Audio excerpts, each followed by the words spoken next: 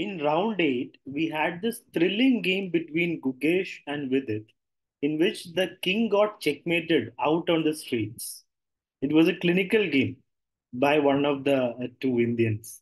So Vidit started with e4, and now we have a Italian, and here Vidit played d3, and this is where Gukesh played some unusual moves and got Vidit thinking. He played a6, not a very common move, but it can be useful later in the middle game.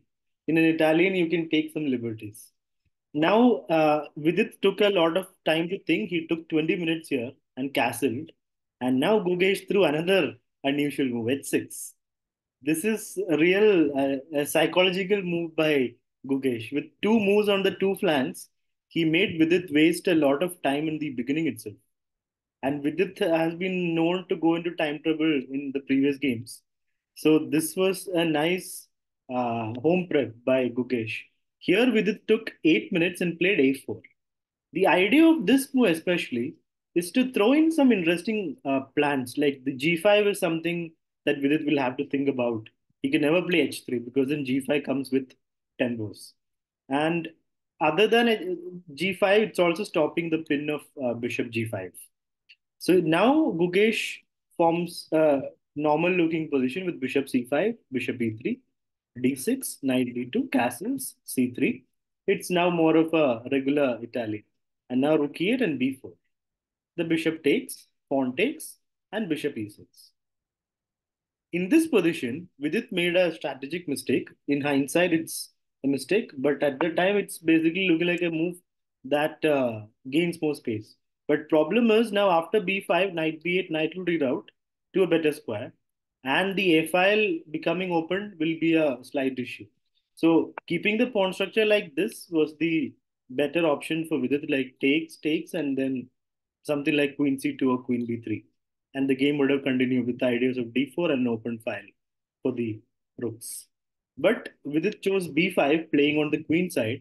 After knight b8, takes, queen c2, knight d7, the pieces reroute, and Vidit gets his d4 break, queen e8, rook e1, and here Gugesh strikes on b5.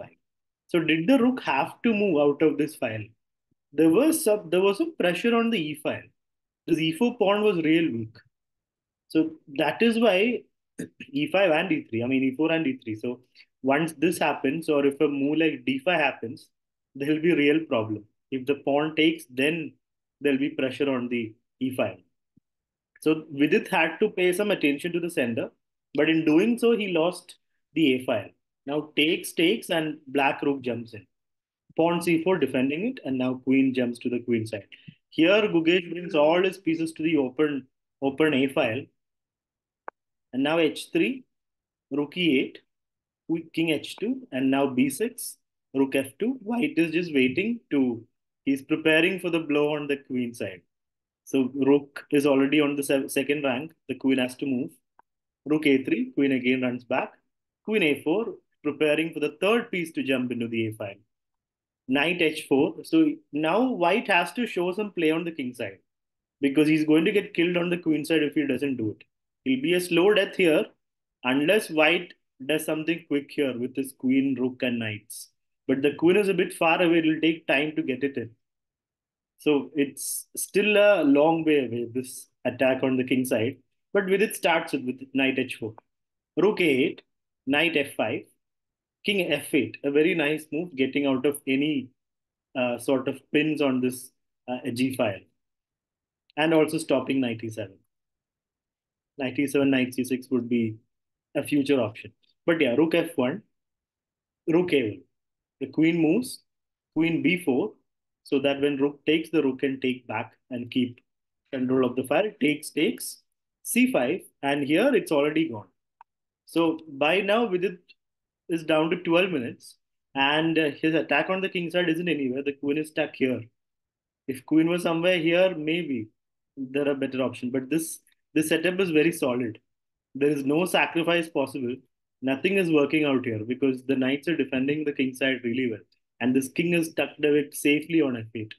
So there's no attack on the king side, and Vidit goes for some desperate counterplay on c5. But after takes, knight jumps in. This was his idea. preparing b6. But he's too slow because now the black queen jumps in, threatening to make the king run into the streets. Rook e2, queen check, the king has to move. Knight check, the king moves. Can you find out the next move? How do you get to this king? I mean, he is sitting there in the middle of the road, but how are you going to checkmate him? Is this enough? The rook is not participating, and there's no square here, even if you bring it to f1. The knight and queen are there, but here you need more firepower. And there comes the knight, controlling some squares and defending the h5 knight. Knight takes h6, a sack. But because the king is already on f8, Gukesh does not even have to move his king. He brings a queen to h2, threatening a queen g3 mate. Knight f5 coming back, stopping the mate. But now rook f1, threatening to take the knight and then mate. And the white queen is just helpless, queen and knight. And there's no play here yet. Pawn g4, creating some room for the king, some shield from the check, so king can run. But now it's a forced mate. Can you calculate the mate here? Queen g3 is not possible yet, but the knight can be taken, but only if there's a mate with queen g3. Is there a mate? There is. Rook takes f5, pawn takes, and now queen g3, king moves, and knight h2. After king takes, it is just queen into h3 checkmate. So here Vidit resigned, and it was a nice win for Gukesh, and that takes Gukesh into the score of 5. And right now, after 8 rounds, he is leading along with Nepomniachtchi on 5 points.